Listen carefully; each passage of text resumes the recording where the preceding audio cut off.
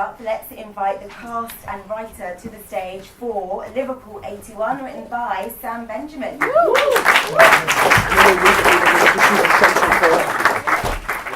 81 by Sam Benjamin. Text on screen. The following is based upon true events. Text fades to black, Act 1.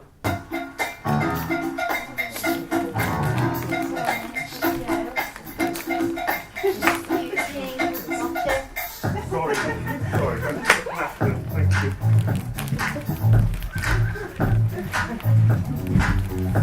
I said they hit it. They hit it. They hit it. You don't stop. You say, oh, just looking to the rhythm of the boogie beat. Now what you hear is not a test. Interior disco, club night. Clouds of smoke catch the shards of light reflecting from the silver disco ball as we reveal drinkers, dancers, and wallflowers. We catch Alan, white, 48, in a white winged collared shirt, tucked into flared black pants. He exhales smoke as he stares at a mixed race lad on the dance floor, standing alone, admiring a nearby blonde woman.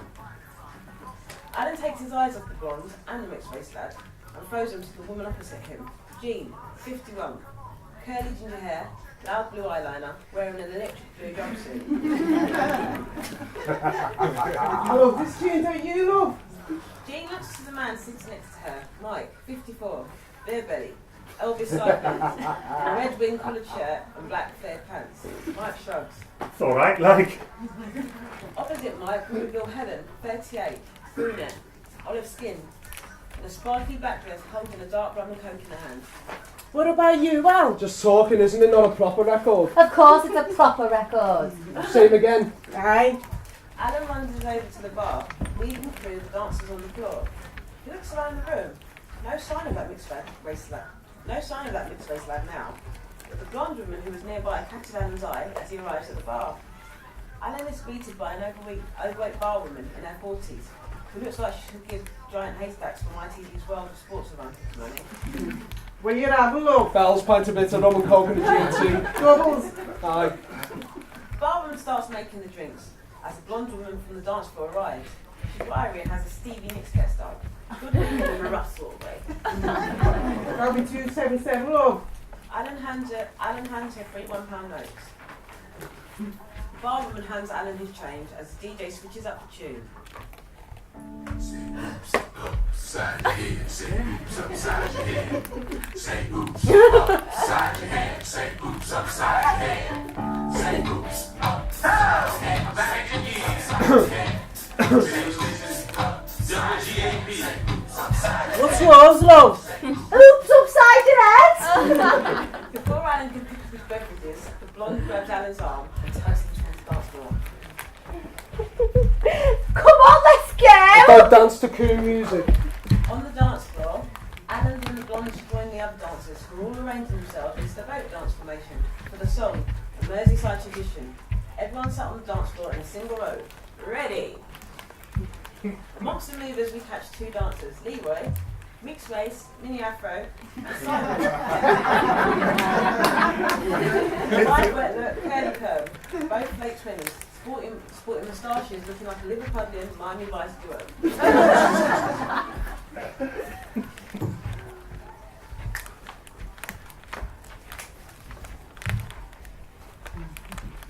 Back at the table. Helen likes another cigarette. Helen likes dancing. Oh, yes. Yeah. Cool. Yeah.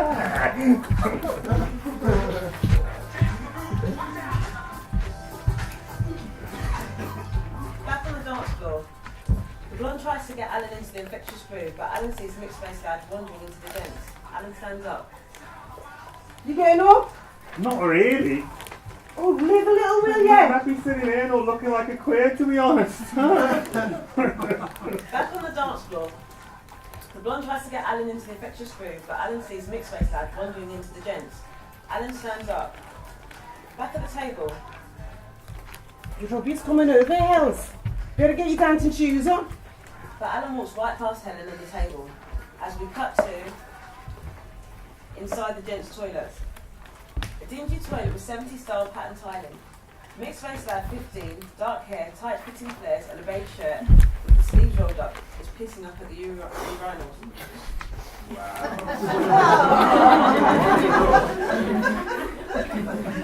The door swings open to reveal Alan.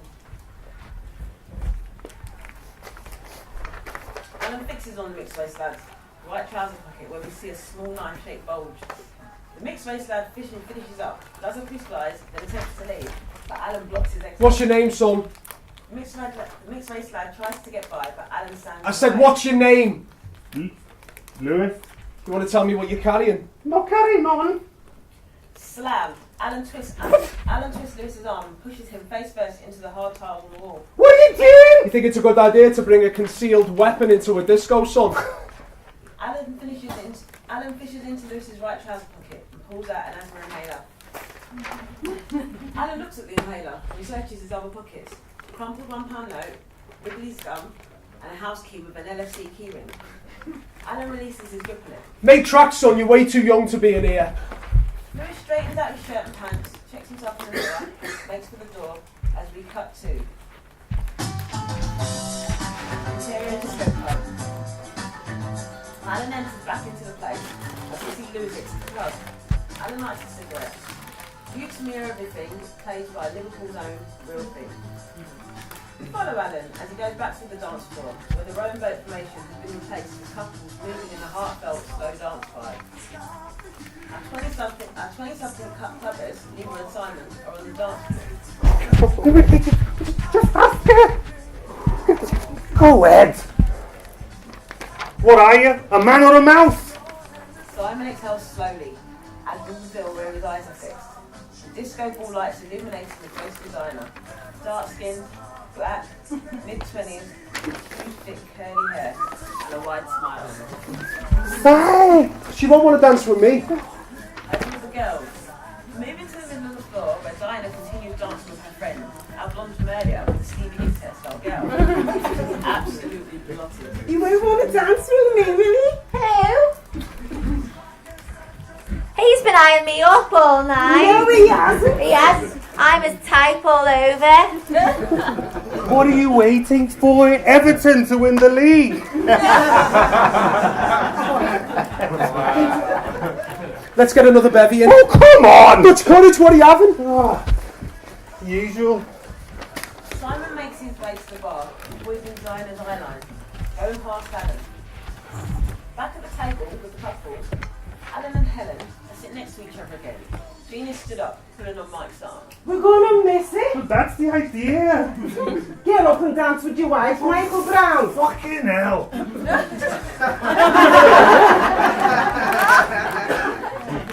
Mike puts his cigarette down onto an ashtray, then they both make their way to the dance floor, leaving Alan and Helen alone. Helen takes a drag of their cigarette as Alan looks onto the dance floor. Where's my drink? Alan looks over to the bar. Of course, the drinks have been had off. Alan stands. Don't bother, Mike's already got me one. I'm getting one for me. Sounds about right. Alan looks at Helen, lights a cigarette, looks onto the dance floor again. Mike and Jean are slow dancing. What was that about before then? Alan ignores her. You know you're not on the clock now, don't you? Sound of the needle ripping off the 12-inch vinyl jobs everyone in the room.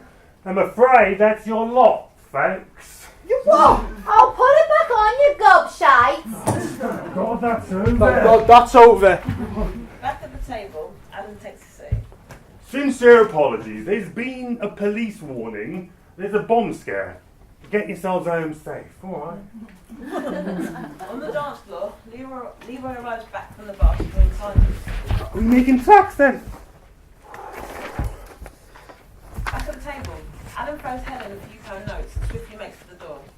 Get yourself home, I'm going in. Fades black. Act 2. Exterior street night. Our mixed-race lad, Lewis, 15, walks under a faded and broken sign that reads Topsy. He sees a crushed tango can on the pavement and starts to dribble it like a football. Liverpool on the attack. It's Rush with the ball. Takes it past Stevens. Crash! The sound of glass shattering. Lewis stops. We hear voices and shouting in the distance. Lewis walks towards the sound. He turns a corner into a new street as we cut to Exterior, Main Street night. Intimidating sounds of male voices shouting fill in the air as we reveal a dozen police officers with their truncheons out, standing by a police van. We see an officer leaning on a young lad, mixed race, who is laying face down on the floor next to a motorcycle. The officer gives him a nasty dig to the back, then cuffs him. We then see a dozen or so civilians, all mixed race or black. One civilian advances towards the police. He didn't do nothing. Two police officers advance towards the civilian, with the truncheons ready to strike. The civilian takes a few steps back. Smash! A glass bottle shatters on the ground, inches away from the officers. It's from the throw of another civilian. If you want to go, let's go. Lewis is frozen to the spot. As he looks on, a line of civilians and a line of police have formed with a World War I style no man's land area in between. Crack! Crack! A couple of bricks are thrown in the direction of the officers.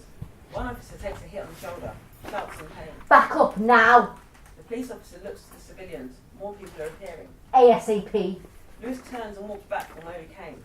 But as he does so, two police officers appear out of nowhere, facing him. And we cut to exterior Concert Square, District 67 night. Everyone checks his watch. It's not even 10 o'clock.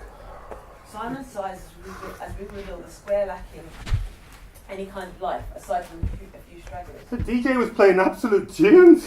I was just about to make me move. As if! What? I was just getting into me groove. I don't know what you're waiting for. The right moment. You do know women go weak at the knees for men who can dance, don't you? You're saying I'm a great dancer, like? For a white fella. Hey, I've taught you everything you know on that floor. Including being a wuss. Didn't see you making any moves. I let them come to me. Why don't we go over the water, have a couple and stay at yours? Shit all over there. Why don't we find another place? Then crash at yours. I'm not staying out in town if there's a police emergency. Simon gives one more scan of the nearby bars, all looking closed. Alright, let's go. Cut to interior Liverpool Police Captain's office night. Alan bursts into the room. Police Captain Rogers is on the phone. 50s, white, Tom Selleck moustache. He's in charge of the police unit across the River Misie, outside of the city centre. Captain! How many are we talking? Leave it with me. What's going on? Rogers goes into his desk drawer, pulls out a cigar and lights it. The phone rings again. Rogers picks it up. Rogers! Yes, I'm aware. Let's just see, shall we? He hangs up the phone. Heard about this happening down in that London. We've got to nip it in the bud. It's over the water. And? It's a matter for them, not us. If we don't crush them now, they'll think they can walk all over us. Rogers takes another drag of his cigar, looks back at Alan. Bloody foreigners. Rogers breathes smoke as the phone starts ringing again. You'd be bloody rioting if you lived in that shithole. Go home! Rogers goes to pick up the ringing phone, but there's a knock on his door. Yes! A young female police constable, cropped ginger hair, 25, chewing gum, bursts through the door. Captain, you might want to pick that up. I'm not sending my officers into that. Well, can you tell him that and get him off me back? I'm going to get me gear on. Roger stubs out the cigar, picks up the phone, as we cut to interior bathroom night. We're with Mike, our reluctant dancer from the disco with the sideburns. He's now in his blue and white striped PJs.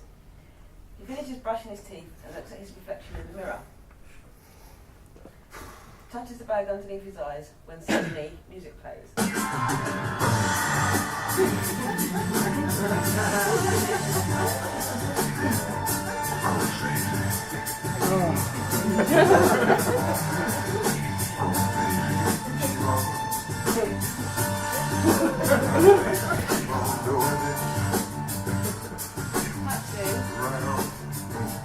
Interior bedroom. Mike walks in to see Jean, his ginger-haired wife, wearing a bright blue negligee, standing on the bench, moving her hips slowly and seductively to the music.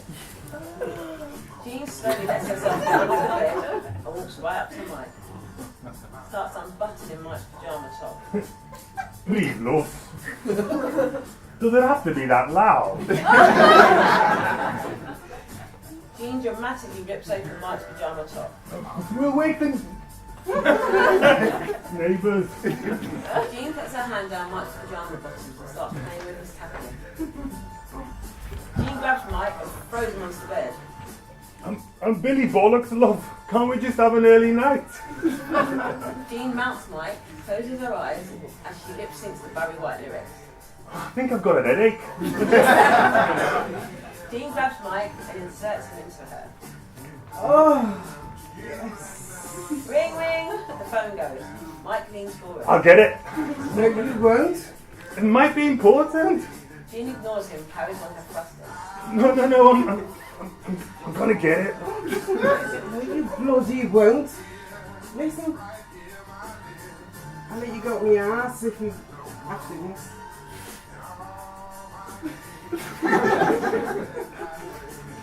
Maybe best to leave it then. Interior, police van, night. Alan in the back of a right van with 3 policemen, all putting on armoured gear. Why are you putting on all this clobber? So we're ready to deal with these nignogs. What's it over anyway? They're thugs, plain and simple. Then how did it kick off? Does it matter? Just be ready to get stuck in. A message comes in on Alan's radio. Attention all units. Hold back. The disturbance appears to be dying down. Thank God for that. Who's up for a pint? Alan's face changes as we cut to exterior street night. Lewis has found a spot away from the commotion. He's standing next to a mixed-race man and he's been phased, Max, amongst other civilians. The action seems to have moved into a new road.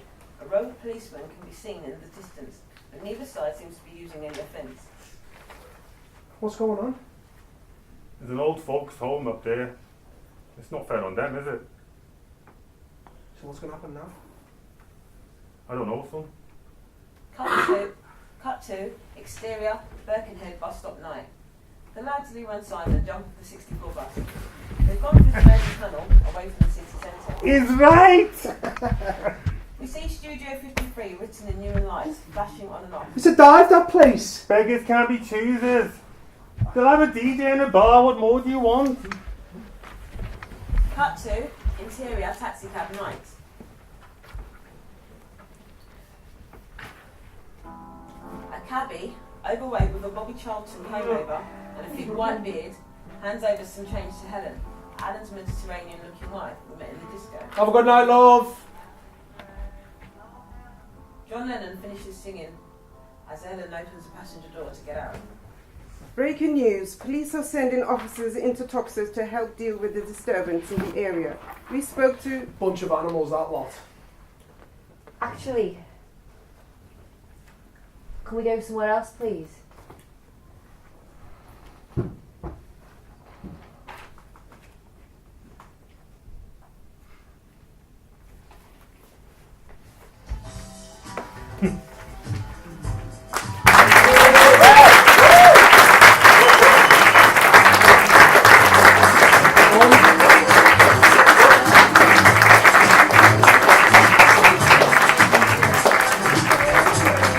And the right says Sam Benjamin, everyone.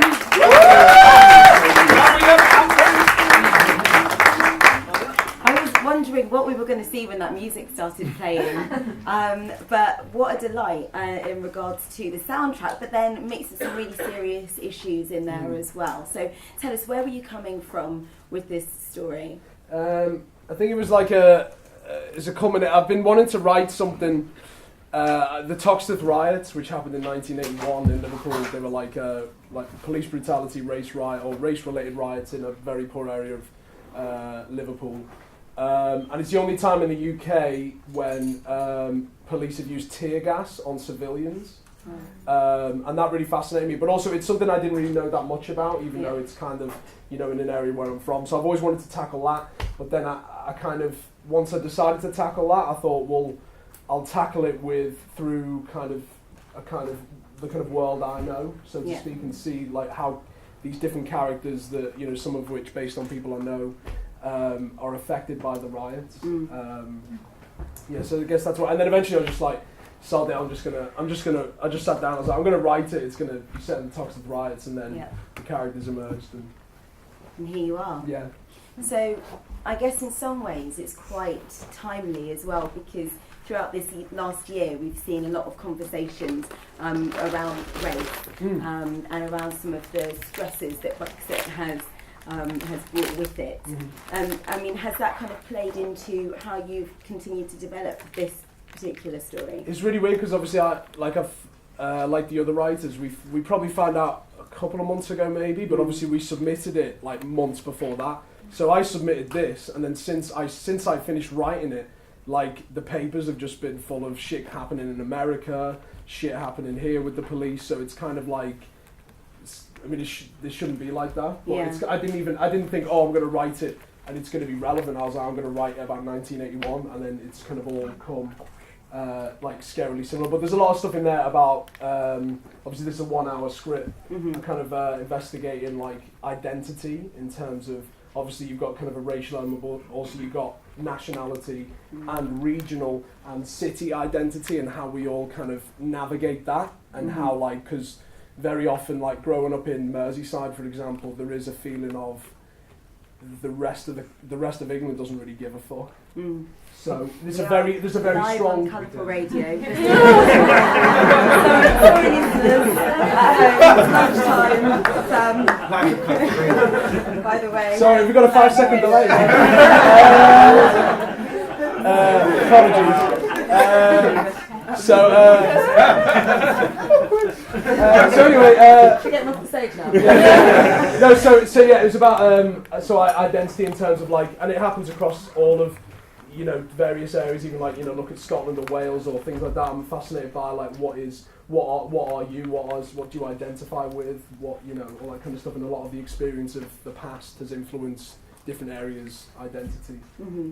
Well, I think it's interesting, you know, to for, you know, a young white man to be taking on some of these race-related stories as well. Mm-hmm. But as you said, you know, from different perspectives and from different elements as well. Mm-hmm. So I imagine there's kind of, you know, the class system kind of coming into that. Mm-hmm. And as in the first play, we had our honorary Nigerians, we've had our honorary Scousers. Scousers, yeah. So we'll explore that some more when you come back onto Cool. stage a little And bit when I'm later. speaking in a very I know Disneyfied version of what I'm I have to say, you know, I know some, and you're sounding more Scouse than I've ever heard. You've got to represent, haven't you? I know, you definitely Yeah. are doing that. Yeah. All right, well, for now, thank you so much. Cool.